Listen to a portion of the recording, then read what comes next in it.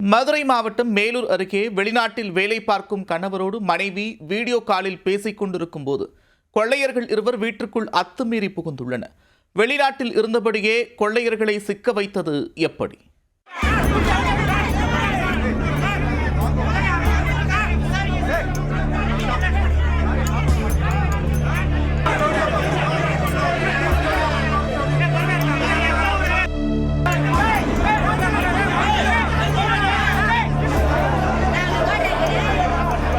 தனியாக வசித்து வந்த பெண்ணின் வீடு புகுந்து துணிகர கொள்ளை முயற்சி. வீடியோ காலில் இருந்த கணவரால் காப்பாற்றப்பட்ட மனைவி. ஊர்க்காரர்களுக்கு தகவல் அளித்து கொள்ளையர்களை வீட்டிற்குள் வைத்தே மடக்கிய சம்பவம். நடந்தது என்ன? மதுரை மாவட்டம் மேலூர் அருகே உள்ள புதுப்பட்டியைச் சேர்ந்தவர் கலைச்செல்வி. இவரது கணவர் இளங்கோவன் வெளிநாட்டில் வேலை செய்து வரும் நிலையில் கலைச்செல்வி மட்டும் குழந்தைகளுடன் தனியாக வசித்து வந்தார். வியாழக்கிழமை பிற்பகல் தனது கணவரோடு செல்போனில் வீடியோ கால் பேசிக் கொண்டிருந்தார். அந்த சமயம் வீட்டின் காலிங் பெல் அடிக்கவே கலைச்செல்வி கதவை திறந்து யார் என்று பார்த்துள்ளார்.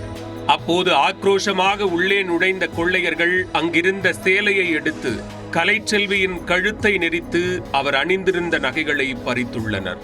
இதை சற்றும் எதிர்பாராத கலைச்செல்வி நிலை தடுமாறி சரிந்து கீழே விழுந்துள்ளார். செல்போனில் லைனில் இளங்கோவன் இணைப்பை துண்டிக்காமல் இருந்ததால் மனைவியின் அலறல் சத்தம் கேட்டு உடனே அக்கம்பக்கத்தில் உள்ள உறவினர்களுக்கு தகவல் அளித்துள்ளார்.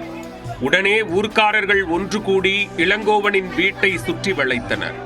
வீட்டிற்குள் புகுந்து கலைச்செல்வியை மீட்டு கொள்ளையர்களை உள்ளே வைத்து வீட்டை பூட்டி போலீசாருக்கு தகவல் தெரிவித்தனர்.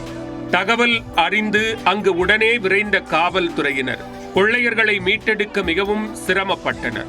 கொள்ளையர்களை தங்கள் கண்ணால் பார்க்க வேண்டும் என்று ஒட்டுமொத்த கிராமமே கூடி நின்றதால் திகைத்து நின்ற காவல்துறையினர் செய்வதறியாது சிறிது நேரம் சிரமத்திற்கு ஆளாகினர். அதைத் தொடர்ந்து நீண்ட நெடிய போராட்டத்திற்கு பிறகு பொதுமக்களின் சம்மதத்தோடு கொள்ளையர்களை விசாரணைக்காக மேலூர் காவல் நிலையத்திற்கு அழைத்துச் சென்றனர். தனியாக வசித்து வந்த பெண்ணின் வீடு புகுந்து கொள்ளையடிக்க முயன்றவர்களை ஊர் மக்கள் சுற்றி வளைத்து மடக்கி போலீசில் சிக்க வைத்த சம்பவம் மதுரையில் பெரும் சலசலப்பை ஏற்படுத்தியுள்ளது.